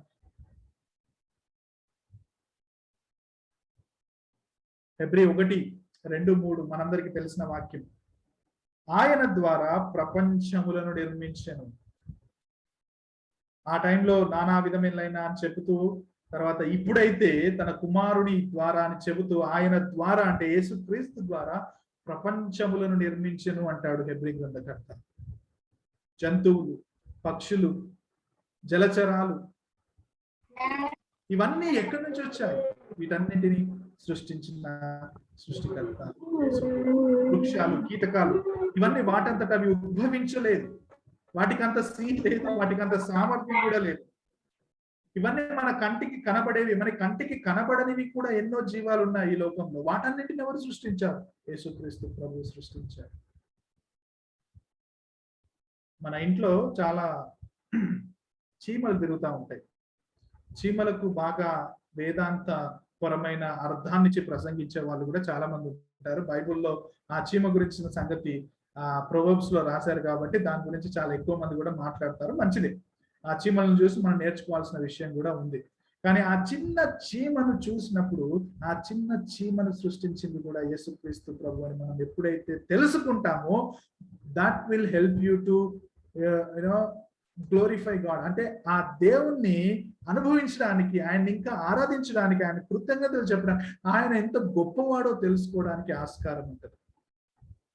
ఇప్పుడు రెండో పాయింట్ లోకి మనం వెళ్ళాలంటే, ఆయనను ఆది సంభూతుడిగా, ఆయనను అత్యున్నతుడిగా ఆరాధించడానికి ముందు ఇది సృష్టికర్త అయిన దేవుణ్ణి మనం ఐడెంటిఫై చేయగలిగిన సామర్థ్యంలో ఉండాలి. ఇక్కడ సింహాసనాలు, ప్రభుత్వాలు అనేవి చాలా మంది ఏమంటారంటే అవి ఏంజలిక్ వరల్డ్ కి సంబంధించినవి, అంటే దేవదూతలు అంటే ఏంజల్స్ కి సంబంధించిన విషయాలు అని మాట్లాడతారు చాలా మంది. కానీ అర్థం చేసుకోవాల్సింది ఏంటంటే, even God is the creator of the angels. దేవదూతలను సృష్టించింది కూడా దేవుడే. అందుకే హెబ్రీ పత్రిక 1:6 ఆయన వచ్చినప్పుడు దేవదూతలు ఆయనకు నమస్కారం చెప్పారు అని ఉంటది. 1:6 మీరు తర్వాత చూడండి. హెబ్రీ పత్రిక 1:6 వాళ్ళని ఎవరు సృష్టించారు? దేవదూతలను. యేసుక్రీస్తు ప్రభువే. సో ఇక్కడ పౌలు ఏమంటున్నాడంటే, ఈ సృష్టి మొత్తానికి కింగ్ ఎవరు, ఈ సృష్టి మొత్తానికి రాజు ఎవరు, ఈ సృష్టిని అంతటిని తన యొక్క మాట చేత చేసిన వ్యక్తి ఎవరు అంటే యేసుక్రీస్తు ప్రభు. మీకు ఇంకో బ్యూటిఫుల్ విషయం చెప్పాలని ఇష్టపడుతున్నాను. ఇక్కడ పౌలు ఎప్పుడైతే ఇక్కడ యేసుక్రీస్తును సృష్టికర్తగా పరిచయం చేస్తున్నాడో, ఆయన త్రియేక దేవుణ్ణి, త్రిత్వాన్ని కూడా ఇక్కడ పరిచయం చేస్తున్నాడు. అంటే యేసు ప్రభువును తండ్రి అయిన దేవునితో సమానుడిగా పరిచయం చేస్తున్నాడు. చాలా మంది యెహోవా దేవుడు మాత్రమే సృష్టికర్త, తండ్రి కుమారుడైన దేవుడు సృష్టికర్త కాదు, ఆయన తర్వాత వచ్చాడు ఈ లోకానికి నరావతారిగా, కానీ ఆయన సృష్టికర్త కాదు అని చాలా మంది వాదిస్తూ ఉంటారు. పౌలు ఇక్కడ సర్వ సృష్టికర్త అని యేసుక్రీస్తుకి ఎప్పుడైతే చెప్పాడో, ఆయన త్రిత్వాన్ని కూడా, అంటే రెండవ వ్యక్తి అయిన యేసు ప్రభువును కూడా సృష్టికర్త అనే పదాన్ని వాడినప్పుడు ఆయన త్రిత్వాన్ని పరిచయం చేస్తున్నాడు అని కూడా మనం గుర్తుపెట్టుకోవాలి. This is how we have to approach word of God. ఏదో పైన 2-3 మాటలు చదువుకొని ఓకే యేసు ప్రభు సృష్టికర్త, యేసు ప్రభు ఆది సంభూతుడు అని పోతే కాదు. This is how we have to meditate. ఈ విధంగా మనం బైబిల్ ధ్యానించినప్పుడు, ఈ లోతుల్లోకి వెళ్ళినప్పుడు, అప్పుడు కదా మనం దేవుని గురించిన గొప్ప సంగతులు తెలుసుకోగలం. అప్పుడు కదా దేవుని గురించిన అనుభవాల్లోకి మనం వెళ్ళగలం. ఆయన అదృశ్య దేవుని స్వరూపిగా ఉన్నాడు, ఆయన ఆది సంభూతుడిగా ఉన్నాడు, ఆయన సృష్టికర్తగా ఉన్నాడు. ఎంత గొప్ప విషయం ఇక్కడ చెబుతున్నాడు పౌలు. ఆయన సృష్టించబడ్డవాడు కాదు, ఆయనే సృష్టికర్త. He is not the created one, but he is the creator అని అంటాడు. He is not the created one, he is the creator, he is God himself. ఆయనే దేవుడు. ఆయన సృష్టికర్త కాబట్టే కదా అండి తుఫాను నిమ్మలమయ్యింది. ఆయన సృష్టికర్త కాబట్టే కదండి గాలి అణిగిపోయింది. ఆయనకు అన్నింటిపై అధికారం ఉంది. ఆయన అత్యున్నతుడు కాబట్టే కదా వ్యాధులు వెళ్ళిపోయాయి, దయ్యాలు ఎగిరిపోయాయి. యేసుక్రీస్తు ప్రభువు దేవుడు. ఆయన ఈ సమస్తమునకు ఈ సమస్త సృష్టికి ఆయన మూలం, ఆయనే సృష్టికర్త అని చెప్పే ప్రయత్నం నేను చేస్తున్నాను. యెహోవా సాక్షులు, నేను డైరెక్ట్ అప్లికేషన్ లో కూడా వెళ్ళిపోతాను. యెహోవా సాక్షులు మీ అందరికీ తెలుసు, జెహోవాస్ విట్నెసెస్. వీళ్ళు ఏమంటారంటే యేసుక్రీస్తు ప్రభువు దేవుడితో సమానం కాదు. ఓల్డ్ టెస్టిమెంట్ లో ఉన్న యెహోవాయే దేవుడు, యేసుక్రీస్తు ప్రభువు ఆ దేవుడితో సమానుడు కాదు. యేసుక్రీస్తు ప్రభువు దేవుని చేత మొట్టమొదటిగా సృష్టించబడ్డ వ్యక్తిగా వాళ్ళు నమ్ముతారు యెహోవా సాక్షులు. ఇది వాళ్ళు నమ్మే సిద్ధాంతం. అందుకే వీళ్ళను యెహోవా సాక్షులు అని అంటారు. నేనేమంటానంటే వీళ్ళు అబద్ధ సాక్షులు, లేకపోతే వీళ్ళు అబద్ధ బోధకులు. పౌలు చాలా క్లియర్ గా ఈ యొక్క దానికి మీ విషయం ఏంటంటే, ఇప్పుడు మార్మోన్స్ కావచ్చు, అబద్ధ సాక్షులు కావచ్చు, యెహోవా విట్నెసెస్ కావచ్చు, ఇంకే కల్ట్ అయినా తీసుకోండి, వాక్యమే తీసుకునేది వాళ్ళు. సో ఎక్కడ వాళ్ళు మిస్ అవుతున్నారంటే ఇంటర్ప్రిటేషన్ దగ్గర మిస్ అవుతున్నారు. సో వాళ్ళకు బోధించిన ఎవరో ఒక వ్యక్తి, ఇప్పుడు యెహోవా సాక్షులకు మూలమైన ఒక వ్యక్తి, మార్మన్స్ కి మూలమైన ఒక వ్యక్తి జోసెఫ్ స్మిత్ అని, వాళ్ళు బోధించిన వాళ్ళ ఆ యొక్క పర్సన్స్ లైక్ వాళ్ళ వ్యక్తుల మీద ఆధారపడి ఇటువంటి స్టేట్మెంట్స్ చేస్తూ రైట్ ఇంటర్ప్రిటేషన్ స్కిల్స్ లేక, రైట్ ఇంటర్ప్రిటేషన్స్ అంగీకరించక వీళ్ళు ఈ యొక్క అబద్ధ బోధకులుగా, అబద్ధ సాక్షులుగా తయారవుతున్నారు. కానీ ఎప్పుడైతే వాక్యాన్ని రైట్ ఇంటర్ప్రిటేషన్ స్కిల్స్ తో, రైట్ ఇంటర్ప్రిటేటివ్ ప్రిన్సిపల్స్ తో మనం ధ్యానిస్తామో అప్పుడు దాని ఒరిజినల్ ఇంటెన్షన్, గ్రంథకర్త యొక్క ఒరిజినల్ ఇంటెన్షన్ మనకు తెలుస్తుంది. పరిశుద్ధాత్ముడు రాయించిన గొప్ప సత్యాలు మనం తెలుసుకుంటాం. సో ఇక్కడ పౌలు సృష్టించబడ్డ వ్యక్తి అని చెప్పట్లేడు, కానీ ఆయనే సృష్టికర్త అంటున్నాడు. సో యెహోవా సాక్షులు ఎవరైనా మీ ఇంటికి వచ్చి ఈ వాక్యాన్ని తీసి చూపిస్తే, బాబు దాని అర్థం అది కాదు, ఇదిగో ఇది ఫస్ట్ బాన్ అంటే అర్థం ఇది అని చెప్పడానికి మీకు చాలా సులువుగా ఈ మాటలు నేను చెప్తున్నాను. ఈ జ్ఞానవాదులు అంటే ఈ గ్నాస్టిక్స్ అప్పట్లో ఉన్న వాళ్ళు, లేకపోతే ఫిలాసఫర్స్, వీళ్ళు ఏమన్నారంటే వీళ్ళు ఎక్కువగా ఈ ఫస్ట్ 3 సెంచరీస్, 3 శతాబ్దాల్లో ఈ ఆదిమ సంఘానికి ఈ విషయాల మీద బాగా అటాక్ చేశారు. ఈ ఆదిమ సంఘం అంటే ఫస్ట్ 3 సెంచరీస్ లో ఈ ఎర్లీ చర్చ్ ని ఈ జ్ఞానవాదులు, తత్వవాదులు వాళ్ళ వాదనలతోటి చాలా అటాక్ చేశారు. వాళ్ళు ఏంటి నమ్మేదంటే ఈ ప్రపంచం అంటే పదార్థం, మన ఏమంటారు, పదార్థం చెడ్డది, matter, right, matter is evil, spirit is good అని వాళ్ళు నమ్మారు. పదార్థం అంటే చెడ్డది కాదు, ఈవిల్ అని నమ్మారు వాళ్ళు. సో ఇప్పుడు వాళ్ళు దాన్ని దేనికి అప్లై చేశారంటే, ఈ పదార్థం అనేది చెడ్డది, ఈ ప్రపంచంలో ఉన్నదంతా పదార్థమే కాబట్టి ఈ ప్రపంచాలన్నీ చెడ్డవి, సో దేవుడు ఈ ప్రపంచాన్ని సృష్టించలేదు అని చెప్పి కంక్లూడ్ చేశారు. Matter is evil and the world is evil, so God didn't created this world, so God is not the creator అని కూడా అనేసారు. సో ఈ బోధ ఎక్కడికి వచ్చిందంటే కొలస్సీకి. దాదాపు ఇదే విధమైన బోధ కొలస్సీలో సంఘంలో ఈ యొక్క గ్నాస్టిక్స్ తీసుకొచ్చారు. కానీ పౌలు దాన్ని కౌంటర్ చేస్తూ, కాదు, యేసుక్రీస్తు ప్రభువు సృష్టికర్త, ఆయనే ఈ సృష్టిని సృష్టించాడు అని చెప్పి ప్రజెంట్ చేయడం మనం ఇక్కడ చూస్తాం. ఇక్కడ బైబిల్ చాలా క్లియర్ గా చెప్తుందండి, ఆయన సర్వం అని ఉంది అక్కడ బైబిల్లో. సర్వం అంటే సర్వం అని అర్థం. There is no second option. అంటే అక్కడ రెండో డిస్కషన్ లేదనమాట. ఆయనే సృష్టించాడు, యేసుక్రీస్తు ప్రభు సృష్టికర్త అని చాలా సూటిగా ఇక్కడ బోధించడం మనం చూస్తాం. యోహాను సువార్త 1:2 మీ అందరికీ తెలిసిందే. సమస్తమును ఆయన మూలంగా కలిగిన, ఆది యందు వాక్యం ఉండెను అన్న దగ్గర సమస్తము ఆయన మూలంగా కలిగెను. అగైన్ జాన్ కూడా దాన్ని అఫర్మ్ చేస్తున్నాడు, కేవలం పౌలే కాదు. సమస్తము ఆయన మూలం అంటే అక్కడ యేసుక్రీస్తు మూలంగా కలిగింది అని చెప్పి చాలా క్లియర్ గా ఆయన ఫౌండేషనల్, క్రియేషన్ కి ఆయన ఫౌండేషనల్ అన్న విషయాన్ని అక్కడ బోధిస్తున్న విషయం మనం చూస్తాం. ఆయన ద్వారా సృష్టించబడ్డది, ఆయన బట్టి సృష్టించబడ్డది అన్న మాట చాలా క్లియర్ గా పౌలు అక్కడ రాస్తా ఉన్నాడు. కానీ ఒక ప్రశ్నతో నేను ఈరోజు ఇక్కడ నేను ముగించే ప్రయత్నం చేస్తాను. ఇక్కడ నుంచి నేను ఒక అప్లికేషన్ కూడా తీసుకురావాలని ఇష్టపడుతున్నాను. సో దేవుడు సృష్టించాడు, దేవుడు సమస్తాన్ని కలగజేశాడు. ఆయన అదృశ్య దేవుని స్వరూపిగా ఈ లోకానికి వచ్చాడు. ఆయనకు అత్యున్నత స్థానం ఇవ్వబడ్డది. ఆయన ఆది సంభూతుడు. ఆయన యందు సమస్తము కలగజేయబడెను. కానీ అక్కడ 16వ వచనంలో ఇంకో మాట, 3rd సెక్షన్ లో ఒక మాట ఉంటది, ఆయనను బట్టి సృష్టించాడు అని ఉంది. కానీ ఇంగ్లీష్ లో యాక్చువల్లీ ఆ మాట all things were created through him and for him. For him అన్న మాటను మనం తెలుగులోకి తీసుకుంటే ఆయన చేత, ఆయన ద్వారా, ఆయన కొరకు. The creation was created by God, by Jesus Christ, for himself. ఎవరి కోసం సృష్టించాడు? ఎవరి కోసం ఈ యొక్క సృష్టిలోని సమస్తాన్ని యేసు ప్రభు సృష్టించాడు అన్న ప్రశ్న ఎవరైనా అడిగితే కొలస్సీ 1:16 చెబుతున్న విషయం ఏంటంటే ఆయన కొరకు ఆయన ఈ సృష్టిని చేశాడు. ఈ సృష్టి క్రీస్తు ద్వారా, క్రీస్తు కొరకు సృష్టించబడింది. ఆయన తన మహిమ కొరకు సృష్టించుకున్న సృష్టిలో నీవు నేనున్నాను. తన ప్రభావం, తన గొప్పతనం, తన మహిమ, తన అత్యున్నత స్థానం, తన నైపుణ్యత, తన శక్తి, తన కొరకు చేసుకున్న ఈ సృష్టిలో నీవు నేను, తన స్వారూప్యంలో చేయబడ్డ నీవు నేను కూడా ఉన్నామని మనం గమనించాలి.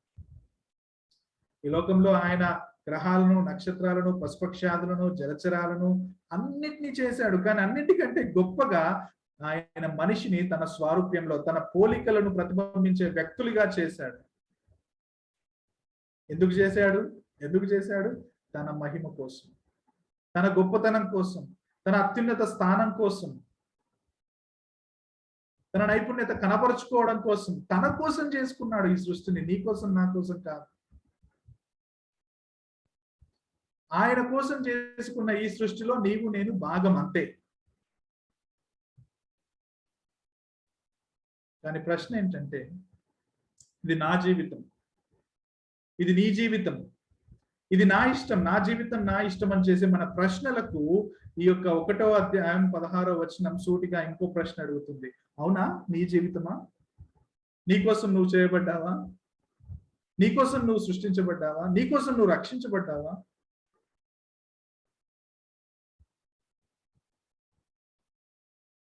For God created the creation for himself.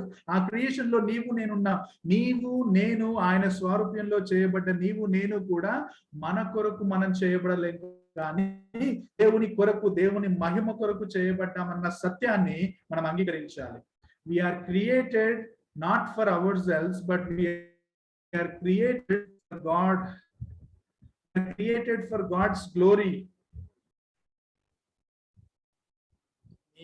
నీ జీవితం, నా జీవితం దేవునికి చేయబడింది, దేవుని కొరకు చేయబడింది అన్న సత్యాన్ని మనం గ్రహించుకున్నప్పుడు అప్పుడు క్రైస్తవ్యం కూడా క్లారిటీ వస్తుంది. సో మన స్పెక్టకిల్స్ ఏ విధంగా ఉంటే మన కనబడే దృశ్యం కూడా అదే విధంగా ఉంటది. మనం గ్రీన్ స్పెక్టకిల్స్ వేసుకుంటే మన చుట్టూ గ్రీన్ కనబడుతుంది. అందుకే అంటాడు పచ్చకామరిలోని లోకమంతా పచ్చగా కనబడుతుంది.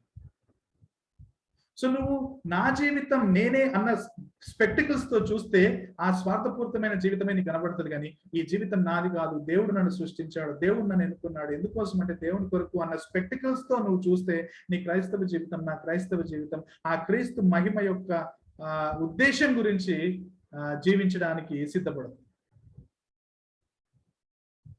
ఒక విషయం చెప్పు నాకు క్లియర్ గా, we don't have any authority over our lives. మన జీవితాల మీద మనకు అధికారం లేదు. నీ వల్ల నువ్వు పుట్టలేదు, అందులో నీ ప్రమేయం లేదు, నీ అంతట నువ్వు రక్షించబడలేదు, నీ అంతట నువ్వు ప్రభు దగ్గరికి రాలేదు, దాంట్లో నీ ప్రమేయం లేదు. So there is nothing in you. You are created, you are saved by God alone so that you can live for God. నీవు నేను సృజించబడ్డది దేవుని చేత, రక్షించబడ్డది దేవుని చేత. ఎందుకంటే ఆ దేవుని కొరకు జీవించుటకు we are created to live for God అనేది మనం అర్థం చేసుకోవాలి. నేను ఆ 1:16లో ఉన్న జనరల్ ని నేను స్పెసిఫిక్ లోకి తీసుకొచ్చి మనకు అప్లై చేసుకునే ప్రయత్నం చేస్తున్నాను. నీ జీవిత ఉద్దేశం ఏంటి? పెద్ద ఉద్యోగమా? పెద్ద కారు సంపాదించడమా? పెద్ద ఇల్లు కట్టుకోవడమా? కోట్లు డబ్బులు వెనకేసుకోవడమా? This is my goal. YouTube లోకి వెళ్ళి చూడండి, వాట్ ఈస్ యువర్ గోల్ అంటే మనీ, నేమ్, ఫేమ్, వీటికి సంబంధించిన విషయాలే మాట్లాడతారు. కానీ as a Christian what is your goal? డబ్బు సంపాదించొద్దు, నేమ్ కోసం ప్రాకులు ఆడొద్దు. యాక్చువల్లీ డబ్బు సంపాదించొద్దని నేను అనను, కానీ డబ్బు సంపాదించాలి, నీ అవసరానికి డబ్బు సంపాదించాలి. కానీ what is your ultimate goal? దేని గురించి నీ ప్రయాసం? దేని గురించి నువ్వు వెంబడి పడుతున్నావు? నీ జీవిత ఉద్దేశం ఏంటి? దేవుని కొరకు బ్రతకడమా, నీ కొరకు నువ్వు బ్రతకడమా అన్న ప్రశ్నతో మన జీవితాన్ని కొనసాగిస్తే మనం తీసుకున్న నిర్ణయాలు కూడా ఆ యొక్క లైన్ లో, అంటే యేసు ప్రభు నిర్ణయించిన లైన్ లో ఉంటాయి. మన జీవితం ఆ లైన్ లో నుంచి ఎందుకు తొలగిపోతుందంటే, దేవుడు మన ఎడల ఉద్దేశించిన ఉద్దేశాన్ని కాకుండా మన జీవితాల్లో మన స్వార్థపూరితమైన ఉద్దేశాలతో మనం ముందుకెళ్తున్నాం. కాబట్టే there is a problem for Christians. The purpose ఏంటి? అల్టిమేట్ గా మనం ఆయన కోసం జీవించడం అనేది పర్పస్. ఇప్పుడు నేను ఎప్పుడైతే ఆ పర్పస్ ని నా జీవితానికి నేను అప్లై చేసుకోనో, నేను అప్పుడు ఏం చేస్తానంటే నా పర్పస్ ఇంకొకటి క్రియేట్ చేసుకుంటాను. That is the problem. So యేసు ప్రభువును సర్వ సృష్టికర్తగా, ఆది సంభూతుడిగా, అదృశ్య దేవుని స్వరూపిగా తెలుసుకోవడం వల్ల కలిగే ఉపయోగం ఏంటంటే, ఆ దేవుణ్ణి పూర్తిగా అనుభవిస్తాం. ఆ దేవుని యొక్క ఉద్దేశానికి అనుగుణంగా మన జీవితాలను మార్చుకుంటాం. ఇది కేవలం హెడ్ నాలెడ్జ్ తో వెళ్ళిపోయేది కాదు, మన వ్యక్తిగత జీవితంలోకి అన్వయించుకునేది. యేసు ప్రభు సృష్టికర్త, నాకేంటి? ఆరాధించాలి. ఎందుకు ఆరాధించాలి? ఆయనే అత్యున్నతుడు, ఆయనే అన్నింటికీ మూలం. ఆయన ద్వారా సమస్తం సృష్టించబడ్డదని నువ్వు తెలుసుకున్నప్పుడు నువ్వు అతన్ని ఆరాధించకపోతే what are you doing as a Christian? కొంతమంది పెద్ద పెద్ద సముద్రాలు, పర్వత శ్రేణుల దగ్గరికి వెళ్ళినప్పుడు, ఎస్ ఎంత బాగా చేశాడు దేవుడు, ఎంత పెద్ద బ్యూటిఫుల్ అని చెప్పేసి చాలా మనం ఆ దేవుణ్ణి స్తుతిస్తున్నాం, దేవుణ్ణి ఆరాధిస్తాం అని చెప్తాం. బట్ ఒక్కసారి నిన్ను నువ్వు చూసుకో. You are created in the image of God. How are you living for the glory of God? అందుకే అగస్టిన్ అంటాడు, ఎంతో మంది పర్వత శ్రేణులు చూసినప్పుడు, సముద్రాలు చూసినప్పుడు, ఎంతో గొప్ప గొప్ప ఆకాశంలోని సంగతులు చూసినప్పుడు దేవుణ్ణి స్తుతిస్తారు, దేవుణ్ణి ఆరాధిస్తారు. ఎంతో గొప్పగా దేవుని వైపు చూస్తూ, దేవా నువ్వెంత గొప్ప దేవుడో, వీటన్నింటినీ సృష్టించారు అని చెప్పి వాళ్ళు చాలా ప్రార్థన చేస్తారు, దేవుణ్ణి ఆరాధిస్తారు. But they don't see themselves as God's creation, and they just go away అని అంటాడు ఆయన. అంటే మన జీవితాల్లో, మన శరీరంలో దేవుడు మనల్ని కూడా తన స్వరూపంలో చూశాడు. అది మనం ఐడెంటిఫై చేయం, దాన్ని మనం సెన్సిటివ్ హార్ట్ తోటి చూడం. అందుకే దేవుణ్ణి పూర్తిగా మన జీవితాలను బట్టి ఆరాధించాం. మీరు ఒక్కసారి హ్యూమన్ అనాటమీ స్టడీస్ చేసి చూడండి. హ్యూమన్ అనాటమీ అంటే మానవ స్కెల్టన్ నిర్మాణం, లోపల బోన్స్ అవన్నీ ఏ విధంగా అతకబడ్డాయి, ఒక గుండె ఫిజియాలజీ అది ఏ విధంగా పనిచేస్తుంది అని మీరు ఒక్కసారి చదివి చూడండి. యాజ్ అ డాక్టర్ గా కూడా నేను చెబుతున్నాను. నేను యేసు ప్రభువును అంగీకరించిన కొత్తలో అంటే ఎంబీబీఎస్ చదువుతున్నప్పుడే ప్రభు దగ్గరికి వచ్చాను నేను. అప్పటి వరకు సెకండ్ థర్డ్ ఇయర్ లో నేను చదువుతున్నాను, అంటే బట్టి పడుతున్నాను. ఒక తెలుగు మీడియం స్టూడెంట్ గా నేను వెళ్ళాను కాబట్టి నేను డబుల్ వర్క్ చేయాల్సి వచ్చింది. ఇంగ్లీష్ అర్థం చేసుకొని, దాని తర్వాత కాన్సెప్ట్ అర్థం చేసుకొని చాలా విషయాలు తెలుసుకోవడం జరిగింది. కానీ థర్డ్ ఇయర్ లో ఎండింగ్ లో నేను ప్రభువును అంగీకరించడం జరిగింది. నేను క్రైస్తవుడిగా ప్రభు యొద్దకు రావడం జరిగింది. అప్పటి నుంచి నేను చదివిందంతా ఎంత ఆశ్చర్యానికి నన్ను గురి చేసేదో. మానవ నిర్మాణాన్ని గనక నేను లోతుల్లోకి చదువుతా ఉంటే ఐ యూస్ టు వండర్, నేను చాలా ఆశ్చర్యపోయేది, ఎట్లా దేవా ఇదంతా, ఎట్లా, ఏ విధంగా ఇంత చక్కగా ఒక కోఆర్డినేటెడ్ గా లోపట నర్వ్స్ కానీ, ఆర్టరీస్ కానీ, బ్లడ్ పంపింగ్ కానీ, ఇవన్నీ బ్రెయిన్ లో ఉన్న సెంటర్స్ కానీ, ఒక్కొక్క ఆర్గానికి ఒక్కొక్క సెంటర్ బ్రెయిన్ లో, ఇంత చిన్న బ్రెయిన్ లో అన్ని సెంటర్స్ పెట్టి నువ్వు ఏ విధంగా చేస్తున్నావు దేవా. మనం ఊపిరి ఇక్కడ తీసుకుంటాం ఊపిరితిత్తుల్లో, కానీ మన ఊపిరితిత్తుల్లో తీసుకునే ఒక సెంటర్ మన చిన్న బ్రెయిన్ లో ఒక దగ్గర ఉంటుంది. మన ఆలోచనలన్నీ అక్కడికి వెళ్ళి అక్కడి నుంచి మన నర్వ్స్ కి సిగ్నల్స్ రావడం, న్యూరాన్స్ కి రావడం. ఎంత గొప్ప సృష్టి ఇదంతా! ఎవరు చేశారు ఇదంతా? యేసుక్రీస్తు ప్రభువు చేశారు. మన హ్యూమన్ ఎమోషన్స్ గురించి మాట్లాడొచ్చు. జంతువులకు లేకపోతే పక్షులకు ఈ ఎమోషన్స్ తక్కువ. కొంతవరకు అవి నువ్వు ట్రైన్ చేస్తే చేయగలుగుతాయేమో, అంబిషన్స్ చూపించగలుగుతాయి, కళ్ళలోంచి నీళ్ళు వస్తాయా, కానీ హ్యూమన్ ఎమోషన్స్ కి యానిమల్ ఎమోషన్స్ కి చాలా తేడా ఉంది. We are rational beings. మనం ఆలోచిస్తాం, దాన్ని బట్టి నిర్ణయాలు తీసుకుంటాం. మనం మోరల్ బీయింగ్స్, మనకు తప్పుల గురించి అవగాహన ఉంటది. ఇవన్నీ ఎవరు చేశారు? ఒక మనిషికి దేవుడు చేశాడు, సృష్టికర్త అయిన దేవుడు చేశాడు. సో నీ జీవితంలో, నా జీవితంలో పర్పస్ ఏంటి? What are you living for? ఇంత గొప్పగా తన స్వారూప్యంలో చేసిన దేవుడు, నిన్ను రక్షించిన దేవుడు, నిన్ను క్రైస్తవుగా తను అడాప్ట్ చేసుకున్న దేవుడు, ఆయన ఉద్దేశాన్ని నెరవేర్చకుండా నీ ఉద్దేశాన్ని నెరవేర్చుకునే ఆ ప్రయత్నం ఒకరోజు నిన్ను నిరుత్సాహానికి గురి చేస్తుంది, లేకపోతే ఆ పోరాటంలో నిన్ను ఓడిపోయేలాగా చేస్తుంది. Whom are you living for? దేని గురించి నువ్వు బ్రతుకుతున్నావు? ఒక్కసారి పరీక్షించు. యేసు ప్రభువు నమ్ముకున్నా, యేసు ప్రభు దగ్గరికి వెళ్తా, సంఘానికి నేను వెళ్తాను, బైబిల్ పట్టుకుంటాను, చదువుతాను, అది కాదు. What is the purpose of your life? There is a purpose for your life. అది క్రైస్ట్ ఆల్రెడీ డిజైన్ చేసి పెట్టాడు, లేకపోతే డిఫైన్ చేసి పెట్టాడు. What is the purpose of your life? నీ యొక్క జీవితానికి ఉద్దేశాన్ని నేను డిసైడ్ చేయాలి, నువ్వు డిసైడ్ చేయవు. యేసు ప్రభు డిసైడ్ చేసి పెట్టాడు. ఏంటది? టు లివ్ ఫర్ హిమ్, ఆయన కొరకు బ్రతకడం. క్వశ్చన్ ఏంటంటే, whom are you living for? ఎవరి కోసం నువ్వు బ్రతుకుతున్నావు? యేసు ప్రభువును ఇంటలెక్చువల్ గా తెలుసుకుంటే సరిపోదు. మీకు విషయం చెప్తే మీరు చాలా ఆశ్చర్యానికి గురవుతారని.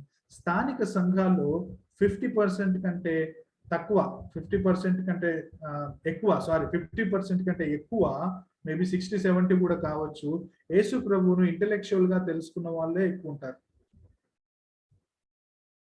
అందుకే వీళ్ళందరినీ చర్చ్ గోవర్స్ గానే చూస్తారు. చాలా మంది వస్తారు, కూర్చుంటారు, మతపరమైన కార్యక్రమాలు చేస్తారు, వెళ్తారు. But when your life is transform, నీ యొక్క జీవితం క్రీస్తు యొక్క ఏమంటారు, ఆ సువార్త చేత, క్రీస్తు యొక్క బోధల చేత, క్రీస్తు చేత ట్రాన్స్ఫార్మ్ అయినప్పుడు, రూపాంతరం చెందబడినప్పుడు, నీ జీవితం నీ స్వార్థపూరితంగా ఉండనే ఉండదు. You think about God. నువ్వు దేవుని గురించి ఆలోచిస్తావు, దేవుణ్ణి ఆరాధించడానికి ఇష్టపడతావు, ప్రార్థన చేయడానికి ఇష్టపడతావు, ఆత్మీయ క్రమశిక్షణల గురించి ఆలోచిస్తావు, ఇతరులకు సంఘంలోని విషయాలు ఇతరులకు బోధించాలని ఇష్టపడతాం. ఈయన దేవునికి ఈ విధంగా బతకాలంటే బతికితే బాగుండు అని ఆయన గురించి ప్రార్థన చేస్తాం. So you think about all these things when you have the right understanding of your purpose from the Christ perspective. క్రీస్తు నీ జీవితంలో ఉద్దేశించిన ఉద్దేశాలను సరిగ్గా అర్థం చేసుకుంటే ఇవన్నీ నీ ఆలోచనలోకి వస్తాయి. లేకపోతే నీ వ్యక్తిగతంగానే ఉంటాయండి. నేను, నా భార్య, నా పిల్లలు, నా కుటుంబం, నా జీవితం, దట్స్ ఇట్. నోయింగ్ క్రైస్ట్ ఎవరు అని తెలుసుకోవడం అందుకే చాలా ప్రాముఖ్యం. నేను మొట్టమొదటి యాంకర్ గా అది మీకు చెప్పాను. మన జీవితాలు క్రీస్తుని ఏ విధంగా తెలుసుకుంటున్నామన్న దాని మీదనే ఆధారపడతాయి. క్రీస్తుని ఒక ప్రవక్తగానో, ఒక బోధకుడిగానో నువ్వు తెలుసుకుంటే ఆయన బోధలు వింటావు, అయిపోయాయి. Even Mahatma Gandhi read Bible. ఆయన చదివాడు, బైబుల్ చదివాడు, అంబేద్కర్ చదివాడు Bible. But the life is not transformed. నా మధ్య నీకు నాకు ఉన్న ప్రశ్న ఏంటంటే, whom are you living for? ఆయన అదృశ్య దేవుని నిత్య స్వరూపిగా వచ్చాడు. ఆయన ఆది సంభూతుడు, అత్యున్నతుడు. ఆయన సర్వ సృష్టికి మూలమైన వాడు, సర్వ సృష్టికర్త అయిన దేవుడు, త్రిత్వంలో రెండవ వ్యక్తి అయిన దేవుడు. సమస్తము ఆయనను బట్టి సృజింపబడును. ఈ లోకంలో ఆయనకు తెలియంది లేదు, ఆయనకు వేరుగా సృష్టించబడ్డది ఏది లేదు. అన్నింటి మీద ఆయనకు అధికారం ఉంది, అన్నింటికీ ఆయన మూలమై ఉన్నాడు. ఆయన కొరకు వీటన్నిటిని సృష్టించాడు. ఆ సృష్టిలో నీవు నేనున్నాం. ఆ సృష్టిలో ఉన్న నీవు నేను ఆయన ఉద్దేశించిన ఉద్దేశం ప్రకారం జీవిస్తున్నామా అన్నది మనం ప్రశ్నించుకోవాల్సిన అవసరం.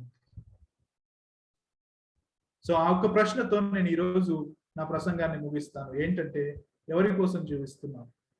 క్రీస్తు ఉద్దేశించిన ఉద్దేశాన్ని ఫుల్ఫిల్ చేయాలని జీవిస్తున్నావా, లేకపోతే క్రీస్తు ఉద్దేశాన్ని పక్కన పెట్టి నీ జీవితంలో నీకున్న ఉద్దేశాలను ఫలించాలని, నీ యొక్క జీవితంలో నీ ఉద్దేశాలను నువ్వు ఇంకా వాటిలో ఎదగాలని ఆ విధంగా నువ్వు జీవిస్తున్నావా? ఒక్కసారి ప్రశ్నించుకోవాలి. చివరిగా, ఏ విధంగా దేవుని ఆరాధిస్తున్నావు? యేసు ప్రభు సృష్టించాడు, సృష్టికర్త, ఆయన స్వరూపిగా ఈ లోకానికి వచ్చాడు, ఆరాధిస్తున్నాను.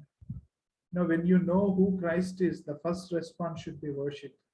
క్రీస్తు ఎవరో నీకు తెలిసినప్పుడు మొట్టమొదటి రెస్పాన్స్ ఏముండాలంటే ఆరాధించాలి, అంతే. అందుకే ఒక ఆయన అంటాడు, పరలోకానికి వెళ్ళిన తర్వాత there is only one work, ఏంటంటే ఆరాధన. ఇక్కడ ఇంకేం చేయం, ఆరాధిస్తాం ప్రభు ఏమై ఉన్నాడు ఆయనని బట్టి. ఆ ఆరాధన ఇక్కడ నువ్వు చేయకపోతే అక్కడికి వెళ్ళిన తర్వాత నువ్వేం చేస్తావు అంటాడు. ఆ ఆరాధన ఇక్కడ నువ్వు చేయకపోతే నువ్వు అక్కడేం చేస్తావు? There is one thing which will be continued from earth to heaven. మనతో పాటు వచ్చేది, ఈ లోకం నుండి పరలోకానికి వచ్చేది, మనతో పాటు వచ్చేది మన డబ్బు కాదు, మన కారు కాదు, మన భార్య కాదు, మన పిల్లలు కాదు, కానీ మనం చేసే ఆరాధన. మనం చేసే ఆరాధన. సో నువ్వు క్రీస్తు ఎవరో తెలుసుకున్నప్పుడు what is your response? What should be my response? నా రెస్పాన్స్ ఏంటంటే ఆరాధన, అంతే. ఆరాధిస్తున్నావా ఆ దేవుణ్ణి, ఆ క్రీస్తును?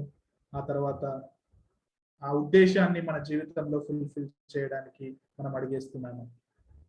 మనం ఈరోజు ఓన్లీ 3 సంగతులే తెలుసుకున్నాం. రాబోయే క్లాస్ లో ఇంకా మిగతా సంగతులు కూడా తెలుసుకుంటాం. చిన్న మాట ప్రార్థన. ప్రభువా, మీకు వందనాలు చెల్లిస్తూ ఈ సమయంలో మీరేమై ఉన్నారో, మీరు అదృశ్య దేవుని స్వరూపిగా, ఆది సంభూతుడిగా, సృష్టికర్తగా ఈరోజు మరొకసారి మాతో మాట్లాడారు. ఈ సత్యాలు మాకు తెలుసు, కానీ ప్రభువా ఇంకా ఎక్కువగా మిమ్మల్ని తెలుసుకోవడానికి, ఇంకెక్కువగా మిమ్మల్ని ఆరాధించడానికి మీ కొరకు మమ్మల్ని సృష్టించుకున్నారు. ఆ యొక్క ఉద్దేశాన్ని నెరవేర్చడానికి, వ్యక్తిగత ఉద్దేశాలను మమ్మల్ని మేము సిద్ధపరచుకోవడానికి మీ సహాయం దయచేయమని, మా యొక్క జీవితాలు మీ కొరకు అన్న సత్యాన్ని మేము చచ్చిపోయేంత వరకు గుర్తుంచుకోవడానికి ఈ కొలస్సీ 1:16 మరొకసారి గుర్తు చేసినందుకు వందనాలు చెల్లిస్తూ, ముందున్న క్లాసులో కూడా తోడై ఉంటున్నాము. యేసుక్రీస్తు నామమున ప్రార్థిస్తున్నాము తండ్రి. థాంక్యూ.